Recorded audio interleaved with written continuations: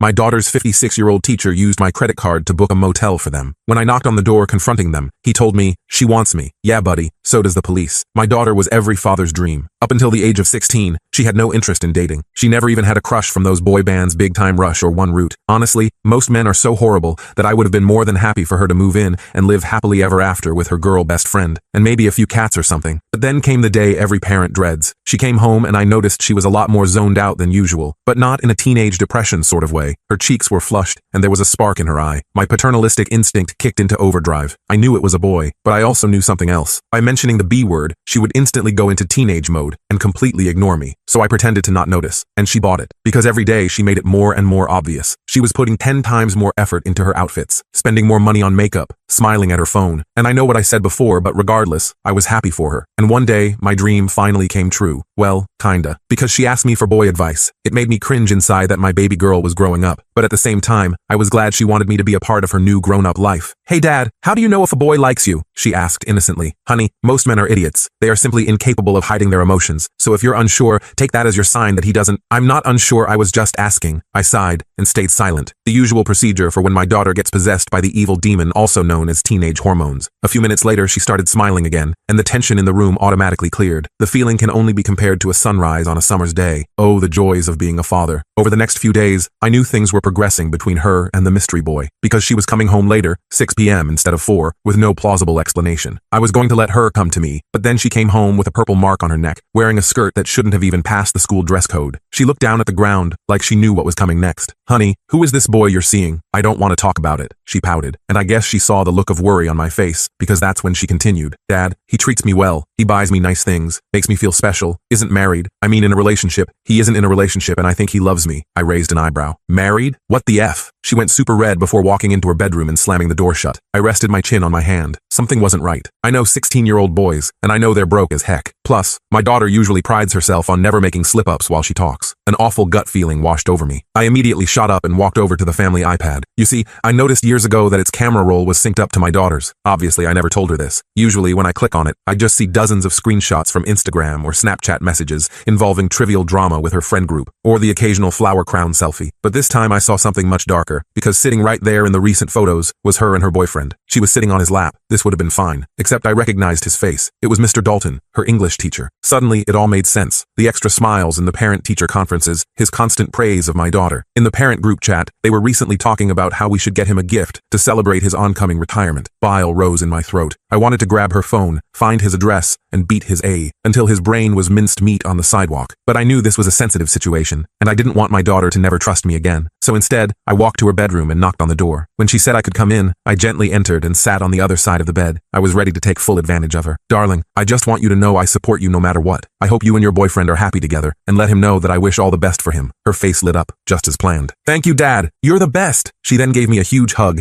and promised me she'd tell her boyfriend. As soon as I left her bedroom and shut the door, I almost collapsed. I was so disgusted, and putting on this front was culling me, but I knew it had to be done. And like clockwork, the next day, Mr. Dalton texted me. His message was very warm. "Good afternoon, sir. Just wanted to let you know Ava has been performing brilliantly in class this week, and I wanted to send you my utmost respect for how you raised her." We texted for a while, and I asked if he wanted to meet for dinner, and that sick scumbag agreed, not knowing it would be his last meal. I suggested Marcello's, an upscale Italian restaurant downtown, but before Friday arrived, I realized I needed help. This wasn't something I could handle alone, not if I wanted to protect Ava properly. My original plan of confronting him alone was too risky. What if I lost control? What if I ended up in jail, leaving Ava completely vulnerable? The school counselor, Melissa Winters, had always impressed me with her no-nonsense approach. She had a reputation for being fiercely protective of students while maintaining professional boundaries. Her office was tucked away in the east wing of the school, far from the English department. I arrived 15 minutes early for our appointment, rehearsing what I'd say while watching parents and students filter out of the building. When the hallway emptied, I slipped inside. The office was smaller than I expected, walls lined with degrees and colorful posters about mental health and resilience. "Mark, come in," Melissa said, closing the door behind me. Her office was warm, filled with plants and motivational posters about resilience and growth. "What's going on?" Her voice was calm but direct, her eyes sharp behind tortoiseshell glasses. I inhaled deeply, the weight of my discovery making it hard to breathe. "This stays between us for now?" My voice sounded strange to my own ears. She nodded, her expression turning serious. "Of course." I pulled out my phone and placed it on her desk. "I need you to listen to something. All of it." I played the recording I'd made of my conversation with Ava about her boyfriend, followed by my text exchanges with Dalton. I'd spent the previous night compiling everything, organizing the evidence chronologically. For the next 45 minutes, Melissa sat perfectly still, her face growing increasingly pale. When it finally ended, she looked up at me with horror in her eyes. "How long has this been happening?" she whispered. "A few months, I think. Maybe longer." I ran my hands through my hair. "I can't go straight to the police. Ava would never forgive me, and Dalton's too smart. He'd twist everything." Melissa nodded slowly. "You're right to be cautious. Men like Dalton, they're manipulative. They plan escape routes. We need to build a case carefully, one that protects Ava above all else." "What do we do?" I leaned forward, desperate for direction. "First, we document everything. Dates, times, messages." She leaned forward. "And Mark? This has to be handled delicately. If Dalton suspects anything, he could destroy evidence or worse, convince Ava to run away with him." The thought made my blood run cold. I imagined Ava disappearing, leaving only a note behind. "I'll do whatever it takes. Let me make some discreet inquiries," she said. "There might be other students." She wrote something in her notebook. I hadn't even considered that possibility. The idea that Ava might be one of many made me feel simultaneously relieved. She wasn't singled out, and horrified. How many lives had this man damaged? "You think there are others? Predators rarely stop at one victim." She wrote something in her notebook. "Give me a week. Don't confront him. Act normal. That dinner you planned, keep it, but record everything." She tore a page from her notebook and slid it across the desk, a list of apps that could discreetly record conversations. Acting normal proved nearly impossible. Every night, Ava texted constantly, giggling at her phone. Every sound made me jump. Every time she left the house, I imagined the worst. 3 days after my meeting with Melissa, I noticed Ava's behavior shifting. She seemed more secretive, defensive. Her bedroom door stayed locked more often. She started taking her phone into the bathroom during showers, something she'd never done before. That night, I checked the synced photos again. My heart stopped. New pictures showed Ava in what looked like a hotel room, sitting on a bed. Nothing explicit, but clearly not a classroom. The generic artwork on the wall, the standardized lamp on the nightstand, unmistakably a hotel. She was smiling at the camera, wearing a dress I'd never seen before. Too mature, too expensive. I downloaded them immediately, adding them to my growing file. The images burned into my retinas, keeping me awake long into the night. The next morning, I received a text from Melissa. "Need to talk. Found something." The message arrived as I was pouring coffee, causing me to spill hot liquid across the counter. I met her during my lunch break at a coffee shop 3 miles from the school. Melissa was already there, a manila folder on the table beside her untouched latte. "I've been reviewing attendance records," she said quietly, sliding a folder toward me. The paper inside was a printout of Ava's attendance record, with certain periods highlighted in yellow. "Ava has missed her last period every Friday for the past 2 months. Dalton's planning period," I muttered, the pieces falling into place. She nodded. "And there's more. 3 years ago, there was an incident with another student. Nothing was proven, but the girl transferred schools suddenly." She pulled out another paper, an email exchange between administrators discussing a situation that had been handled discreetly. "Why wasn't he fired?" My voice rose slightly. "The family moved away. No formal complaint was filed." She sipped her coffee. "But I found the girl's best friend. She's a senior now. She remembers things." Hope flickered in my chest. "Will she talk?" "Not yet. She's scared." Melissa checked her watch. "Mark, we need more. Something concrete." That night, I slipped a small voice-activated recorder into the front pocket of Ava's backpack while she showered. The guilt was overwhelming, but I kept thinking of those hotel room photos. The next day was Friday, the day of my planned dinner with Dalton. I called in sick to work and waited until Ava came home at 6:30 p.m. She breezed through the door, cheeks flushed, hair slightly disheveled. "Dad, I thought you had that dinner thing tonight." She dropped her backpack by the door. "Canceled," I said, trying to sound casual. "Wasn't feeling well." I pretended to cough for effect. "Oh, was that relief in her voice? Well, I'm going to shower and then study in my room." As soon as she went to her room, I retrieved the recorder from her bag and locked myself in my home office. My hands trembled as I connected it to my computer, downloading the audio files. The first few were mundane, classroom discussions, hallway chatter. Then Dalton's voice came through clearly. "You know I'd never hurt you, right? People wouldn't understand what we have. They'd try to keep us apart." His tone was soft, persuasive, with an underlying urgency that made my skin crawl. "My dad likes you," Ava replied, her voice carrying that same dreamy quality I'd noticed weeks ago. A chuckle. "Your father sees what I want him to see. Men like us understand each other." "What do you mean?" Confusion tinged her question. "Nothing, sweetheart. Just that your father and I are both men of the world. Now, did you finish that college application essay? Berkeley would be perfect for you. Close enough for us to see each other regularly." The calculated manipulation was unmistakable. My hands shook as I continued listening. For an hour, Dalton alternated between discussing literature and making subtle comments about their special connection. He quoted poetry to her, Neruda and Byron, twisting beautiful words into grooming tools. "I got you something," his voice said near the end of the recording. "Open it." There was rustling, the sound of paper being unwrapped. Ava gasped. "It's beautiful, but it looks expensive." "Nothing's too expensive for you. Just don't wear it around your father yet. Our little secret." I stopped the recording, feeling sick. He was buying her jewelry now, marking his territory. I copied the files to a secure drive, then texted Melissa. "Got audio, clear evidence of grooming." I texted Dalton to cancel our dinner, claiming a work emergency. I couldn't trust myself to sit across from him without doing something I'd regret. That weekend, Ava grew increasingly moody. Sunday night, I heard her crying, but when I knocked, she told me to go away. Monday morning, Melissa texted again. "Principal's office.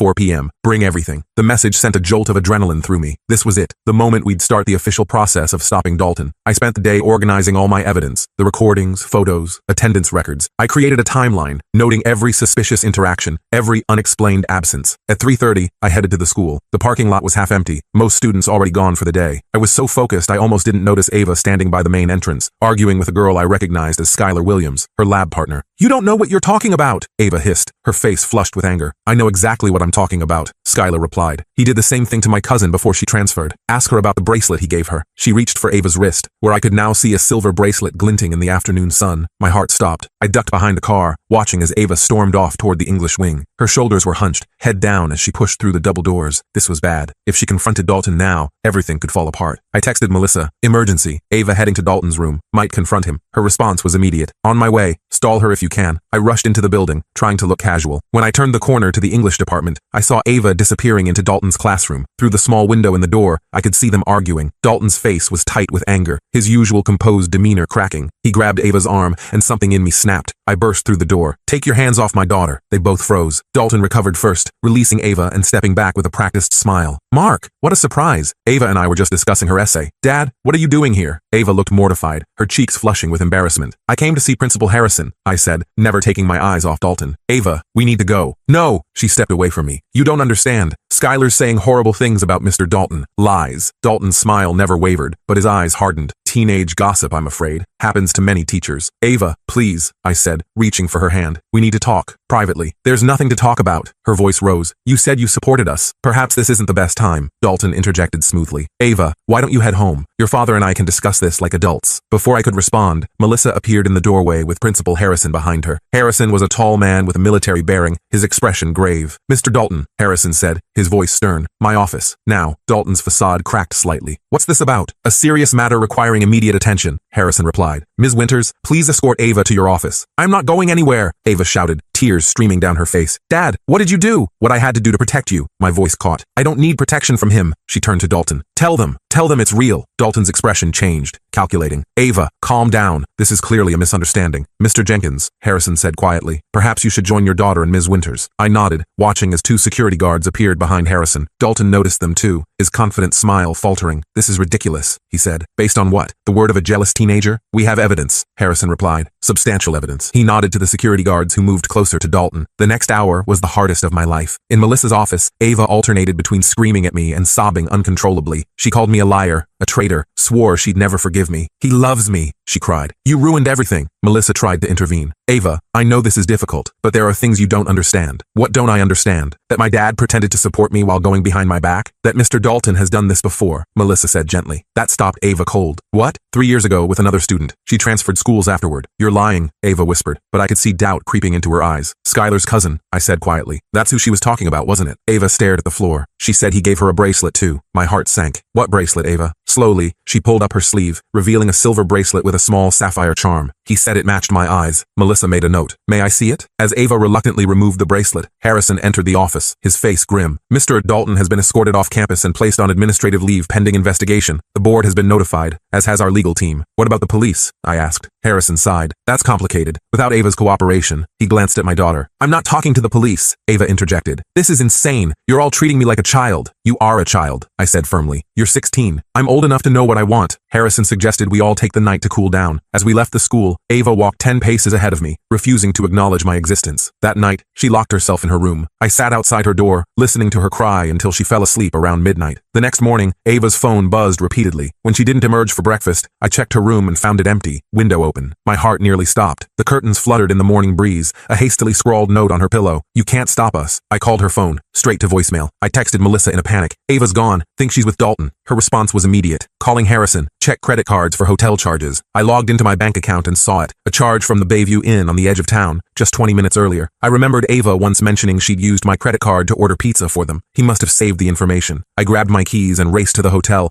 calling the police on the way. The dispatcher promised to send officers, but warned it might take time. There had been a major accident on the highway. When I arrived, I spotted Dalton's car in the parking lot, a silver Audi, room 118, according to the charge. Without thinking, I ran to the door and pounded on it. "Ava, Open up. Silence, then shuffling. Dalton's voice came through the door. She doesn't want to see you. Let me talk to her, I shouted. Dad, go away, Ava called, her voice shaking. We're leaving. You can't stop us. Ava, please, I begged. Just talk to me for 5 minutes. Then if you still want to go, I won't stop you. It was a lie, but I needed to get inside that room. More silence. Finally, the door cracked open. Dalton stood there, trying to look composed but clearly nervous. 5 minutes, he said. Then we're leaving. I pushed past him into the room. Ava sat on the bed, a small suitcase beside her. Her eyes were red and puffy. The room smelled of cheap air freshener and desperation. Honey, please don't do this, I said softly. You don't understand, she replied. We love each other. If he loves you, why is he making you run away? Why not wait until you're 18? Because people like you won't let us be together. I inhaled slowly. Ava, there's something you need to know. Something I found out yesterday. Dalton stepped forward. We don't have time for this. Skylar's cousin wasn't the first, I continued, ignoring him. Melissa found 2 other cases at his previous school. Same pattern, same bracelet. Ava's eyes widened. What? He's lying, Dalton said quickly. They're all lying. The bracelet has his initials engraved on the clasp, I said. Check it. Ava's hand went to her wrist, but the bracelet wasn't there. She looked at Dalton. Where's my bracelet? In your bag, he said dismissively. We need to go. I want to see it. She stood up, moving toward her suitcase. Later, the bus leaves in 30 minutes. Something changed in Ava's expression. You said we were driving to your cousin's cabin, Dalton faltered.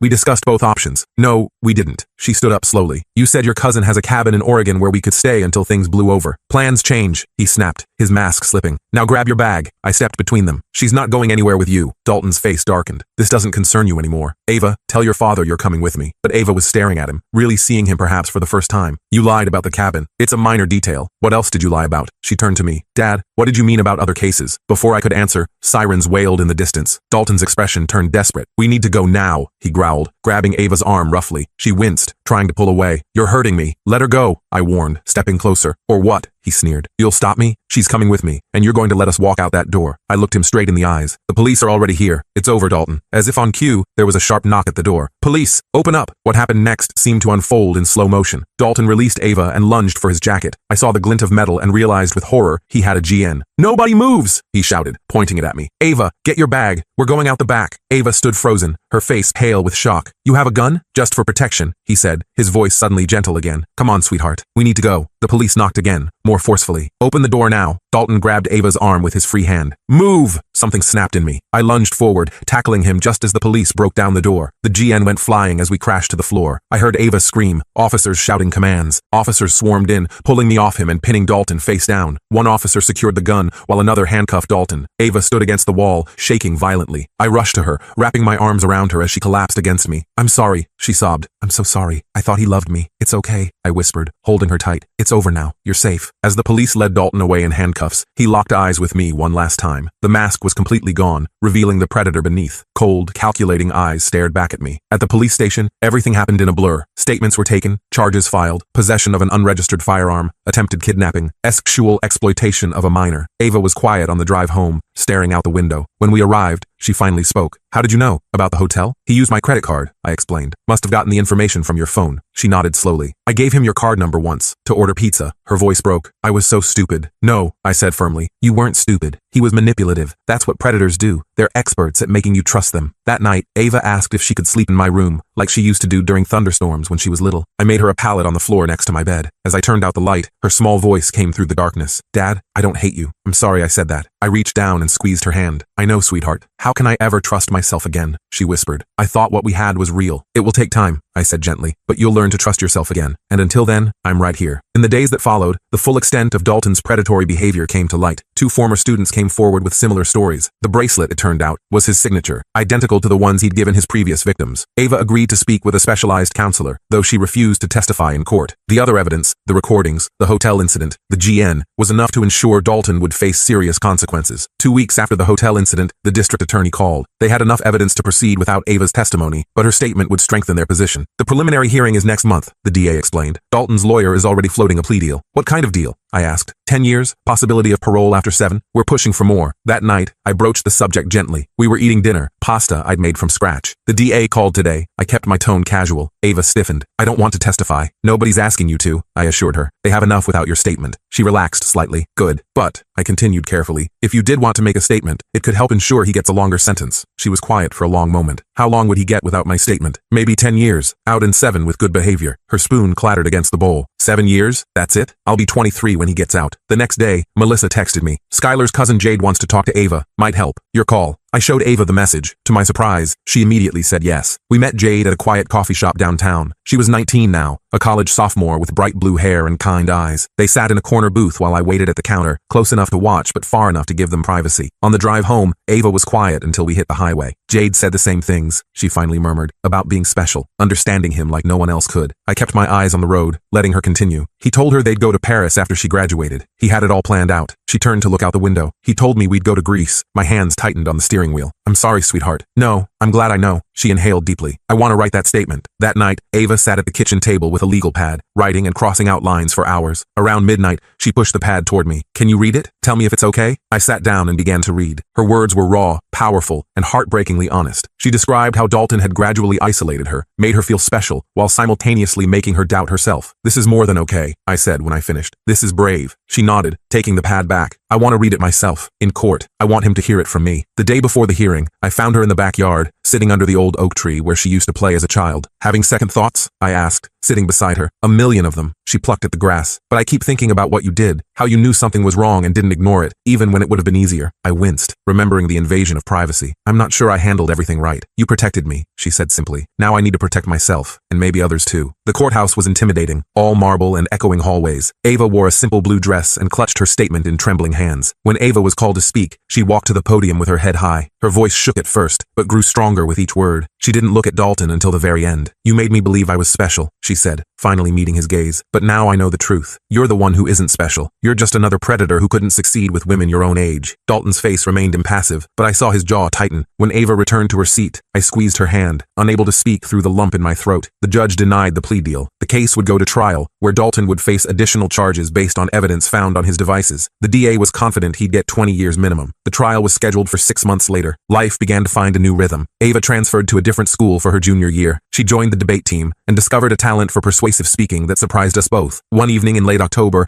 I came home to find her researching colleges. Thinking ahead? I asked, setting down groceries. Berkeley has a good psychology program, she said casually. I froze, remembering Dalton's words on the recording about Berkeley being close enough for them to see each other. She caught my expression and shook her head. Not because of him, because I want to help people who've been through what I went through. Relief washed over me. You'd be amazing at that. I've been thinking, she continued, about starting a support group at school for people dealing with complicated relationships. That sounds like a great idea. I began unpacking groceries. She nodded, then hesitated. Dad, can I ask you something weird? Of course. How did you know? Really? You said you paid attention, but it was more than that, wasn't it? I inhaled deeply. Your photos were synced to the family iPad. Her eyes widened. You saw everything? Not everything. Just enough to know something was wrong. I expected accusations of invading her privacy. Instead, she was quiet for a long moment. Thank you for not telling me that before, she finally said. I wouldn't have understood. And now? I asked cautiously. Now I know what was at stake. She closed her laptop. I'm not mad. I'm grateful. The trial began in March. 3 weeks in, the DA called with news. Dalton had changed his plea to guilty on all counts. 25 years, she told us. No possibility of parole for at least 20. Ava was silent when I told her, then nodded once. Good. That night, I found her in the backyard again, looking up at the stars. I sat beside her without speaking. I keep thinking about who I might have become, she said softly. If this had gone on longer, if you hadn't figured it out, you would have figured it out eventually, I assured her. You're too smart not to have. Maybe. She hugged her knees to her chest. But how much damage would have been done by then? I had no answer for that. We sat in silence for several minutes. I'm going to be okay, she said, more to herself than to me. Not today or tomorrow, but eventually. I know you will. She leaned her head against my shoulder, something she hadn't done since before all this began. I'm thinking about starting a blog, anonymous of course, about recognizing the warning signs. I think that's a great idea. I'd need your help with some of it. The warning signs you noticed that I missed. Whatever you need, I promised. I'm here for all of it. We sat in comfortable silence, watching the stars. The road ahead would still have difficult days, but Ava was finding her way back, not to who she was before, but to someone stronger, wiser, and still fundamentally herself. A month later, she showed me the first draft of her blog post. It began, I was 16 when I thought I fell in love with a predator. This is how my father saved me, and how I learned to save myself. I read it with tears in my eyes, amazed by her courage and clarity. When I finished, she was watching me anxiously. Is it okay? Should I change anything? It's perfect, I told her. Just like you. She rolled her eyes, but smiled, a real smile that reached her eyes. Nobody's perfect, Dad. True, I agreed, but you're pretty close. Sometimes love isn't enough to keep our children safe, but love combined with vigilance, courage, and the willingness to act, even when it's difficult, just might be.